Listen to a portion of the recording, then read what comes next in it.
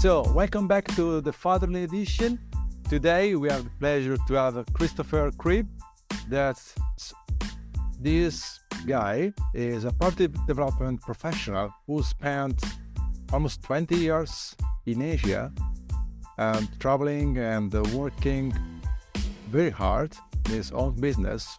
And now he decided to make a career change, a shift in his own life by relocating to UK. So I let in Christopher to speak about this and introduce yourself. Thank you again for being with us today. Good afternoon, Tommaso, and thank you for inviting me, and greetings from London. Yes, I was fortunate enough to spend the last 17 years in Asia. I left London 17 years ago to pursue a career in the development and construction of luxury hotels and resorts. That's what I specialize in. And in that time I lived in Singapore, Vietnam, back to Singapore and Hong Kong. So very much Asia-based, and that's where I started a family with my ex-wife, now ex-wife. And I have two adorable children, Jack, who's 9, and Belle, who's 8. I had the opportunity most recently to take a career break. And also that was driven by an opportunity to parent my son, Jack, full-time, which I never, ever thought would be an opportunity I would have. And naturally grasped the opportunity to bring Jack to London and have a sabbatical from corporate life, if you like, for at least a year. So I'm very fortunate to be able to do that and be a full-time parent to Jack and embrace all of the joys, love, and challenges that brings. So it's all relatively new to me, but so far so good.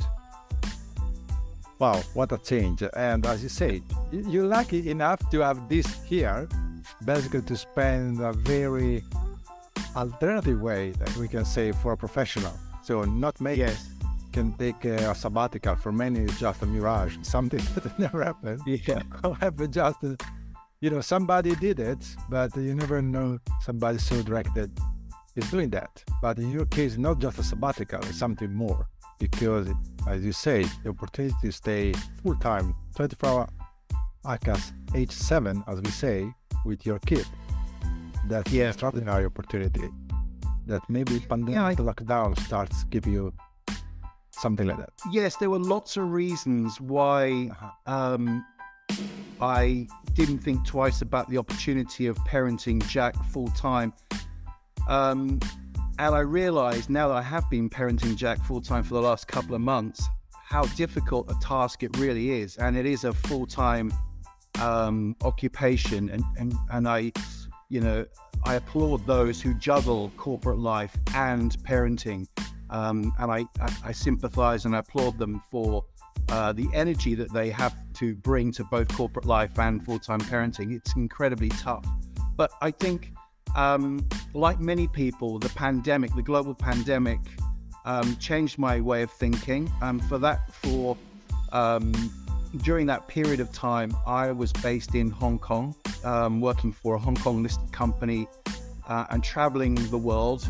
So I was very fortunate to do that. But when the borders closed, I wasn't able to go back to Singapore to see my children. And I got to a place where I hadn't seen my children for 18 months during the pandemic. And that's a huge leveler in terms of where you think you're at and where you want to be. And it gave me a lot of time to think about what I wanted to do in the future. And it was tough. So I had the opportunity. Jack, in particular, missed his daddy. We are very, very close. And Jack is a boy's boy, a man's man. He likes to wrestle and rough and tumble with his father. He loves to play rugby, and he was really missing that boy's time with daddy. And the opportunity came about. My ex-wife approached me the middle of last year and said, look, Jack's expressed an interest in coming to join you in London. By that time, the company I was working for in Hong Kong had asked me to oversee a project, the development of a hotel in London. So I was based here full time. And she wanted me to explore that opportunity. Of course, I did.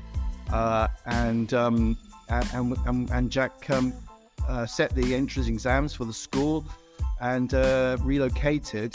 And fair play to a boy of 9 in the space. He's been in the UK for 2 months now, and in that time he's changed parent, he's changed country, he's changed city, he's changed culture, he's changed school, he's changed friends. So I'm truly grateful for the opportunity to parent with him, because I can see him develop, but also, I'm extremely proud of his robust character to just get on and embrace it too. It's a two-way thing. It's not just about my needs and what I think is important for my family, but also to help him and what he requires and what his needs are as well. So that's sort of how we've got to this place, and it's a life-changing place.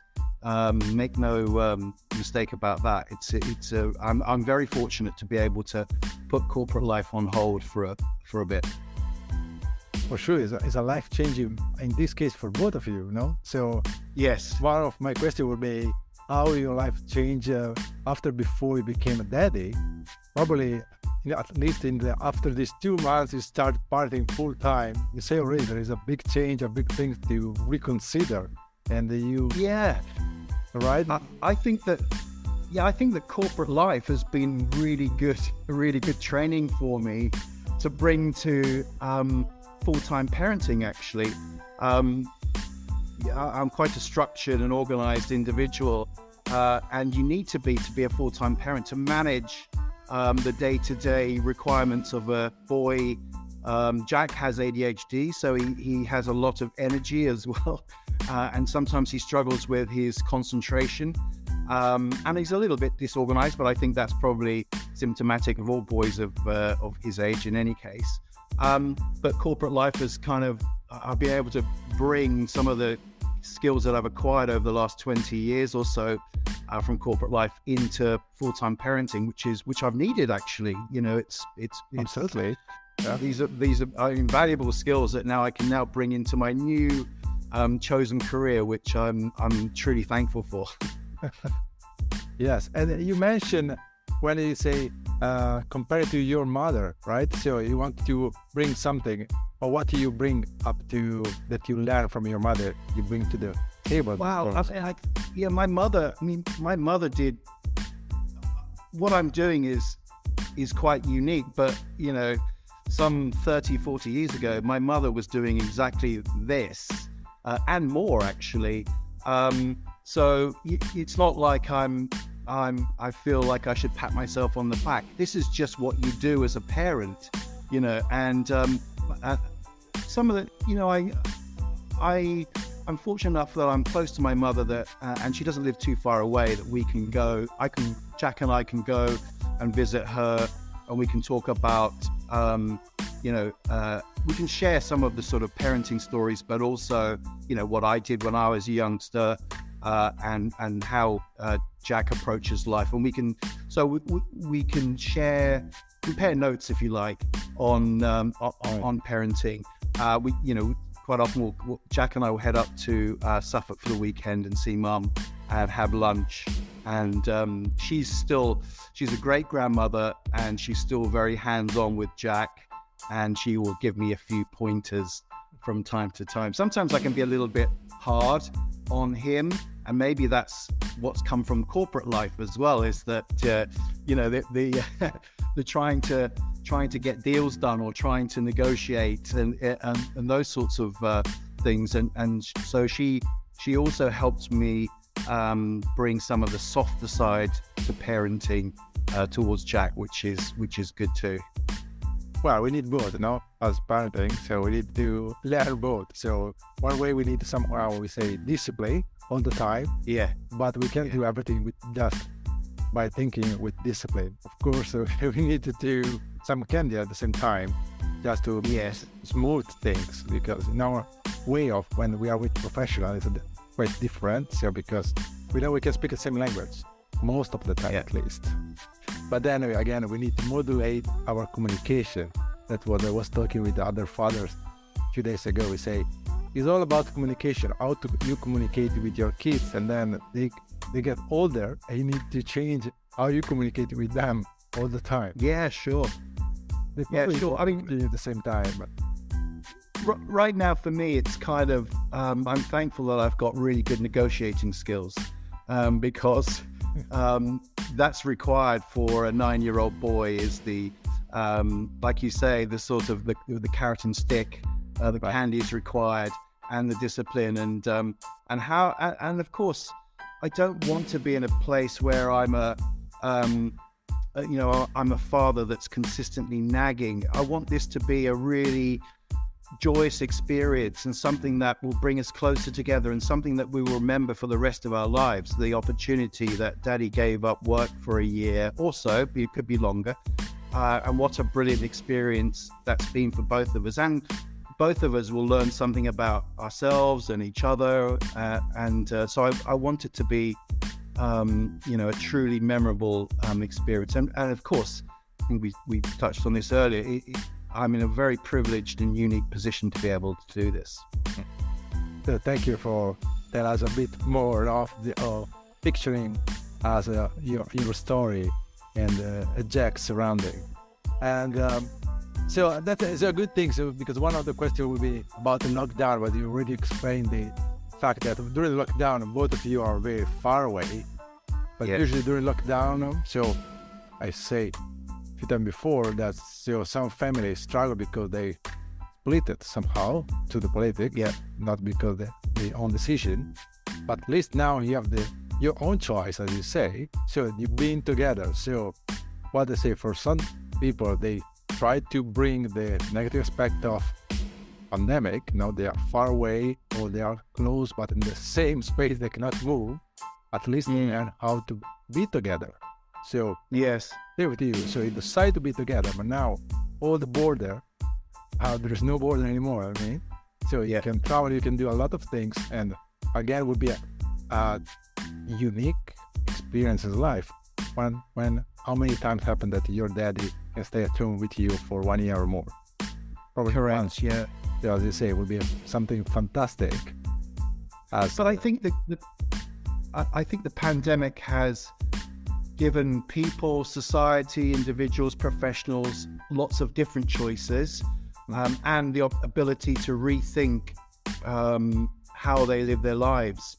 Prior to the pandemic, and whilst I was based in Hong Kong, typically throughout the course of a year, I would be taking something like 70 flights a year for work, or commuting between Hong Kong and Singapore to see the children. And I don't think I've taken a single flight this year. Even before Jack joined me in London, the children would fly from Singapore on their own to come and see me in the UK for the summer. So I've kind of, like many people, I've used this as an opportunity for my own wellness and well-being as well. Right. And to try and bring that positivity and approach to life to Jack now that he's now that he's joined me full time in the UK. As you say, that's the good things that everybody, different extension at the time during the pandemic, to rethink what was the normal before. Like for you, it was normal to take a flight every 2 days, once a week, and move to one side to another side. But after this quite strange, unusual period, say, oh, that's the right things, or there is another way things can be done. I also think the pandemic has also has allowed corporations and companies to rethink their policies towards staff as well, and how important the wellness of their teams are and their employees, but also to afford time for their employees to have time with their children. So for the concept of flexible working, and I know that was, policies that were brought in through companies prior to the pandemic, but I think it's been amplified because of the pandemic. And that, that has also allowed fathers who work to be a bit more flexible and enjoy more time with their children, and even the simple things of being able to get away from the office or the workplace earlier to be able to pick your children up from school. I take Jack to school and pick him up from school every day, and I see increasingly more fathers present. It's not just me, I'm not just the token father there, but I see more and more present. And, if I go and watch Jack play rugby or if I watch him play football, there are more fathers there to watch their sons and daughters play sport as well. So I think that companies and, of course, governments are embracing this and supporting this as well. So it's all very positive. Yeah, I think so. I agree with you. And I noticed that there is an increased number or daddy, because I do the same as you. So I bring my daughter to sports, to the activity, and sometimes I was the only one, but in the last few months, at least in the last year, when things open again, I noticed more and more fathers are present, not just to pick up, but some even stay there to look at the kids, what they're doing. Actively participating. Exactly. Yeah. Talking with the teacher, so just to understand really the context, not just be sort of supervisor behind the scene. So that is correct. Encouraging. And this brings the idea of the business of emotion somehow, because before the pandemic, we talk about just production, innovation, but then, as you say, pandemic let everybody to rethink the way we are working, and now the corp allow us to spend more time with family, because again, it's the time you can spend with your video call is one thing, but even in the office, if you spend time with the coffee with somebody there, it will be different, because you can talk and be a more deep connection. So yes, that may be what makes the difference. You don't need to go to the office anymore, because 90% of the things you can do online, but real relation, probably you need to be in person. And that's I fully support that. I mean, I think that corporates have recognized that it's invaluable. This is such an important part of staff retention as well, is the ability to give their employees flexible work time. Again, it's been amplified by the pandemic, but people want to be able to choose, that ability to be able to engage with their families at a deeper level and more regularly, and not just turn up at the end of a working day for a half an hour before the children go to bed. I think those days have gone or are going. Certainly in Europe, maybe in Asia, and I'm fortunate to have experiences of both. I think that in Asia it's still a little bit tougher. That concept of there's more of a traditional structure and values that sits within Asia, or from my experience anyway. But it's slowly changing for sure. Yes, I think it is a sort of domino. So some are already started, others will follow. Correct. Yeah, I completely agree. Yeah. Yes, step by step somehow. And well, you already explained that your job allows you to take spend quality time with your family, because you have the opportunity to have this year for you, basically, to manage. Yes. Wish that is already something unusual, and that means that the company understands the value of it as well. So it's not just your own decision. Yeah, exactly. Yeah. And so what do you think the father are struggle, and what are the main preconceptions about the fathers in terms of society? I've always been tried to be a very hands-on parent, even whilst I was, far away from the children. But I see less and less difficulties or challenges for fathers in particular, and particularly in the UK, and in the last 2 months or so that Jack has been with me in London, I don't really encounter significant challenges really in terms of, or preconceptions of hands-on fathers. I don't really.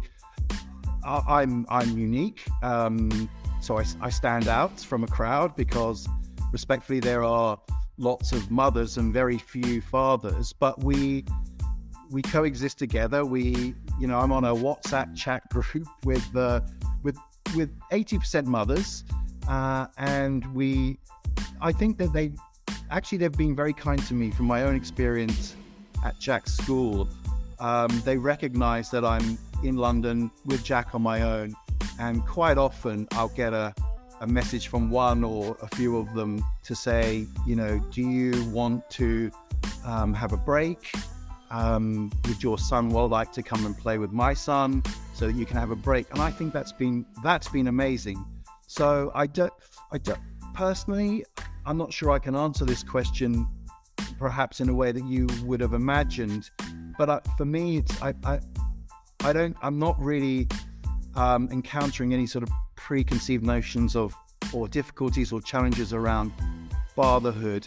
Actually, in the group that I coexist with, centered around the school, everybody's been great and very supportive, and recognizing that what I'm doing is quite unusual, and that I'm rolling up my sleeves and getting my hands dirty and getting stuck in.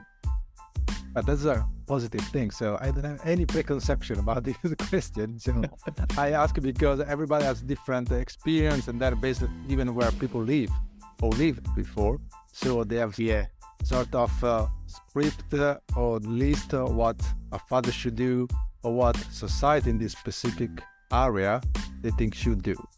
But then again, probably London is a different city from many others, so much more open and city progressive, different cities ever. So it's not new what you say, right? So I would be a bit sad to listen otherwise or other consideration. It's making the experience of parenting Jack really enjoyable. Actually, I feel part of a community, which is great. And I'm accepted within that community. I'm a little bit different, but difference, can bring lots of positivity into these established communities. So, I'm thankful that I'm welcomed and I'm embracing it, and hopefully, providing some feedback or providing some value to that community as a father in what is a sort of mother-dominated school community that I sit within, if that makes sense. It does. I think at least you will bring another perspective. Correct. Yeah, that's a very good point. Yeah. But then it is up to the community, of course, as usual, to accept or not. At least if that's my own experience. And then, of course, will be different from others. And then always a plus for any community. Yeah, that's exactly. Yeah, I'm feeling that for sure. And that's good that you feel part of it already. It's pretty new for you. I mean. I'm singled out. I'm the daddy that's on all of the chats and asking the stupid questions, and it's been they've been incredibly supportive, and everybody sort of knows our story and what we're about, Jack and I, and so it has helped, I think, Jack settle into his new school, but it's also been incredibly helpful for me in my new role, my new daytime job, day and nighttime job. Yes. So, if I can ask, what is the big things you learned by doing this new full-time job, thanks to Jack? Wow, it's I'm learning things every day. That's already fantastic because learning new things is the best things can happen. I learn. Yeah, I've been very close to Jack for a long time, but living with him and parenting him full time, I see how he develops. I see what his needs are and what his challenges are. I think seeing him develop socially as a 9-year-old boy, how his social skills are developing. I love standing from afar and watching him interact with other boys and girls and how he communicates, and they play jokes and practical jokes and laugh. I love seeing that. It's such a joy to see your child engage at that level with their peers. It's fantastic. But also, I mean, Jack's new to London, and I'm old to London, and so Jack is learning a lot about the culture of London. Remember, he's Singaporean British, and he's never lived in the UK before. So he's learning a lot from me about how things are done in London, for example. But I'm learning just walking down the street with him, and we get the opportunity. And this is a good point, actually. Previously, I didn't have the opportunity just to chit chat with him about stuff. Before it would be I'd be in a plane, I'd rush in, parent to the best of my ability for 2 or 3 days, and then fly out again. Or if the children came if they flew over from Singapore to London, it would be during holiday, and everybody's in holiday mode, and so it gives you a false sense of reality.